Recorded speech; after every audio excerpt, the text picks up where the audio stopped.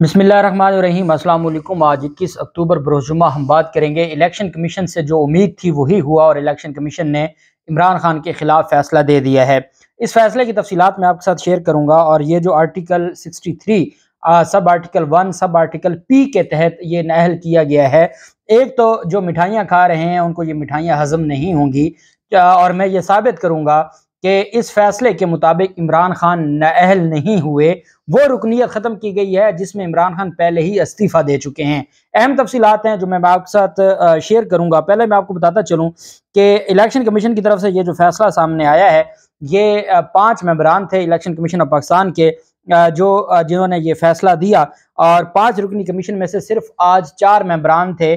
पंजाब के जो मेंबर हैं इलेक्शन कमीशन के, आज वो फैसले के दौरान मौजूद नहीं थे, जबकि इलेक्शन कमीशन की तरफ से यही बताया गया कि यह मुश्तरका फैसला है।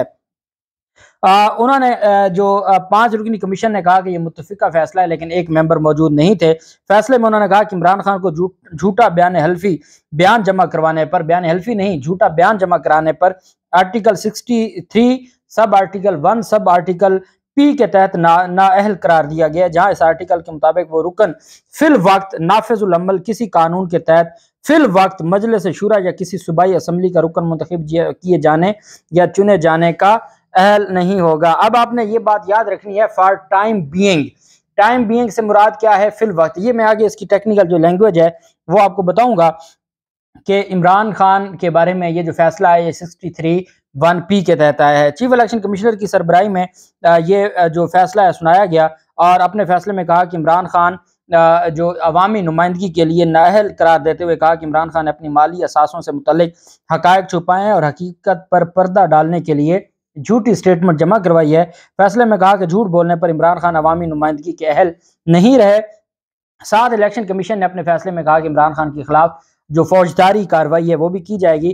कमीशन ने इमरान खान के आइन पाकिस्तान के आर्टिकल 63 की शिक 1 की झेली शिक पी के तहत ये नाअहल किया है, जबकि आइन के मज़कूरा आर्टिकल के तहत उनकी नाअहली की मुद्दत मौजूदा असम्बली के इख्तिताम तक बरकरार रहेगी। मतलब ये है कि जो जनरल इलेक्शन है उसमें, ये मैं आपको 2 बातें समझाऊंगा कि जो जनरल इलेक्शन जो है उस तक 2023 तक इमरान खान नाअहल होंगे। ये क्यों किया गया, इसके पीछे इसकी वजह क्या थी वो भी मैं आपको बताऊंगा। और ये फैसला तो वैसे ही कलअदम हो जाएगा, लेकिन मैं आपको बताऊंगा कि ये इस वजह से किया गया है कि इमरान खान इलेक्शन जो जल्द इलेक्शन है उसकी बात ना करें, बल्कि इमरान खान जो इलेक्शन की बात करें बाद की, या ये हो कि ये जल्द इलेक्शन का अनाउंस करवा दें और इमरान खान उस वक्त अहल ना हो और बाद में वो नाअहल हूं। और एक बात ये भूल गए हैं कि जब ये असेंबली खत्म होगी तो साथ ही इमरान खान की नाअहली भी खत्म हो जाएगी, चाहे वो भले कल असेंबली खत्म हो जाए, नाअहली भी खत्म हो जाएगी और ये बात मैं आपको आगे बताऊंगा।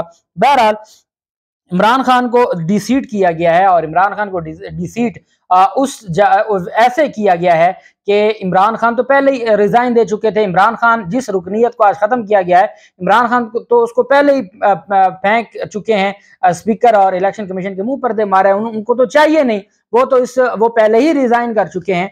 इस वजह से ये जो कहा गया है कि जी पाकिस्तान तहरीक इंसाफ के खिलाफ ये फैसला आ गया है, इस फैसले पर जो मुस्लिम लीग नून के लोग खुश हो रहे हैं वो रोएंगे चीखेंगे और इसका जो फैसला है ये इसकी कोई हकीकत नहीं है।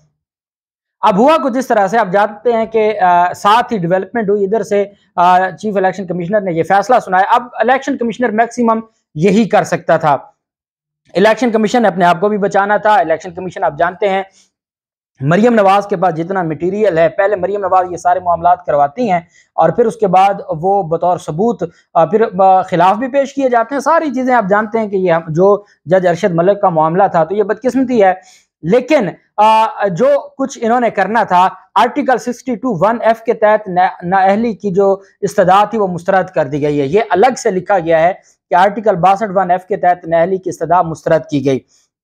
अब हम आ जाते हैं आर्टिकल 62(1)F पर। आर्टिकल 62(1)F क्या कह रहा है? आर्टिकल 63(1)P वो ये कह रहा है कि he is for time being, ये डिस्क्वालिफिकेशन का है, जहां पर किसी को तौहीन अदालत में अगर कोई तौहीन अदालत में किसी को डिस्क्वालीफाई किया गया है, वो आर्टिकल है sub article 1 sub article G है आर्टिकल 63 का, उसमें है कि वो 5 साल के लिए नाअहल होगा। अगर उसको किसी अदालत ने सजा दे दी है, किसी केस में वो सजा याफ्ता हो गया है, तो वो 5 साल के लिए नाअहल होगा। जब हम आर्टिकल की बात करते हैं, आर्टिकल पी की, तो इसमें स्पेसिफिक कोई टाइम नहीं लिखा हुआ कि वो 5 साल के लिए है, बल्कि उसमें ये लिखा हुआ है, ये सब आर्टिकल पी मैं आपको पढ़ के सुना रहा हूं, जिसके तहत इमरान खान को नाअहल करार दिया गया है। He is for time being disqualified, time being disqualified है from being elected or chosen as a member of Majlis Shura, Parliament or of a provincial assembly under any law for the time being in force। अब ये कहा जा रहा है कि article के जब article 63 sub article 1 sub article P के तहत जब भी कोई किसी के खिलाफ फैसला आएगा तो उसकी जो रुकनीत है वो खत्म हो जाएगी और उसको उस रुकनीत के लिए नाअहल करार दिया जाएगा, उस रुकनीत के लिए नाअहल करार दिया जाएगा। अब इस पर कानूनी माहिरीन के दो आरा हैं। एक आरा यह है कि जिसको आर्टिकल 63 1 के तहत नाअहल किया जाएगा वो इलेक्शन, ज़िमनी इलेक्शन भी लड़ सकता है। ये बिल्कुल ऐसी है जैसे आर्टिकल 63 के तहत नाअहल किया गया और फिर उसके बाद वो ज़िमनी इलेक्शन भी लड़े। जो सीनियर कानूनदान है उनकी ये राय है और इस पर ये दो इख्तिलाफ पाए जाते हैं, चूंकि अभी इसकी तशरीह नहीं हुई। कुछ जो सीनियर कानूनदान है वो ये कहते हैं कि आर्टिकल 63 1 के तहत जो नाअहल होगा वो नाअहली से मुराद ये होगा जैसे आर्टिकल 63 के तहत नाअहली हुई और वो ज़िमनी इलेक्शन लड़े, बिल्कुल ऐसे ही इसके तहत नाअहली होगी और वो ज़िमनी इलेक्शन लड़ सकते हैं। एक तबका जो एक्सपर्ट हैं लॉ के, उनका ये कहना है कि वो उस जो असेंबली है उस असेंबली में इलेक्शन दोबारा नहीं लड़ेगा, मीन्स के ज़िमनी इलेक्शन नहीं लड़ सकेगा। अब जिन्होंने फैसला किया है, आप जानते हैं कि कमर बाजवा साहब की तरफ से भी एक स्टेटमेंट आ गई है और वो भी 5 हफ्तों में रिटायरमेंट के लिए ये अनाउंस किया गया है और उन्होंने कहा है कि वो सियासत से पहले जो कुछ होता रहा लेकिन अब वो मजीद सियासत में नहीं रहेंगे, या जो हमारे इदारे हैं वो सियासत में उनका कोई लेना देना नहीं है, ये उनकी तरफ से कहा गया है। फैसला तो आ गया। अब क्या हुआ, इनका ये ख्याल था कि इमरान, ये सिर्फ बारगेनिंग के लिए, ये बात मेरी याद रखिएगा मेरी प्यारी कौम पाकिस्तानी हो, ये फैसला इसकी कोई हैसियत नहीं है। ये फैसला सिर्फ इमरान खान को, जो डील हो रही है ना, उस डील में इमरान खान को कहा गया है कि आप हमारे साथ बारगेनिंग बेहतर तरीके से करें। यह सिर्फ इस वास्ते किया गया है, इसकी कोई हैसियत नहीं है। हम कहते हैं for the sake of arguments, Imran Khan को ज़िमनी इलेक्शन में इमरान खान नहीं लड़ते। इमरान खान तो वैसे ही जनरल इलेक्शन चाहते हैं। जनरल इलेक्शन तब होगा जब ये असेंबली तहलील हो जाएगी। जब असेंबली तहलील हो जाएगी तो असेंबली के साथ जो भी फैसले थे वो खत्म हो गए। अब नया इलेक्शन होगा, नया जनरल इलेक्शन होगा, तो उसके लिए इमरान खान अहल है। वो भले 2022 में हो या वो 2023 के शुरू में हो, इस वजह से अगले इलेक्शन के लिए इमरान खान अहल नहीं है। और जो नवाज शरीफ के साथ इनको मिक्स कर रहे हैं, ये उनकी गलत फहमी है, ऐसा कुछ नहीं है। पहली बात आप ध्यान से रहें कि ज़िमनी इलेक्शन में भी वो इलेक्शन लड़ सकते हैं, ये बहुत बड़ी राय है कानूनदानों की। दूसरी राय ये है कि अगर जनरल इलेक्शन होते हैं, और जनरल इलेक्शन कब होगा, जब असेंबली तहलील हो जाएगी। For the sake of arguments हम मान लें उन लोगों की राय जो ये कहते हैं कि इस असेंबली की टर्म तक वो नाअहल होंगे, तो उसका मतलब ये है जैसे असेंबली तहलील होगी वो खत्म हो जाएगा। आर्टिकल 63 1 का जो एक बार था वो खत्म हो गया और उसके बाद वो इलेक्शन लड़ सकते हैं। ये दोनों सूरतों में इमरान खान नाअहल नहीं हुए, वो सिर्फ उस सीट से उनको डी सीट किया गया है जो वो पहले मुंह पर मार चुके हैं, जो पहले ही वो खत्म कर चुके हैं। अब अगली बात वो ये है कि ये मामला इस्लामाबाद हाईकोर्ट में भी जा सकता है, सुप्रीम कोर्ट ऑफ पाकिस्तान में भी जा सकता है। इमरान खान मीटिंग कर रहे हैं और इसके ऊपर मुझे तो उम्मीद थी कि सुप्रीम कोर्ट ऑफ पाकिस्तान इस मामले को आज को नोटिस लेगी, लेकिन चूंकि 63 1 की कोई हैसियत नहीं है, इस वजह से शायद सुप्रीम कोर्ट ऑफ पाकिस्तान इसके ऊपर नोटिस तो ना ले, लेकिन ये मामला अल्टीमेटली अदालत में जा रहा है in the form of petition. Pakistan Tehreek Insaf का इजलास जारी है और वो आज शाम तक पिटीशन भले इस्लामाबाद हाईकोर्ट में या सुप्रीम कोर्ट में दायर हो जाएगी।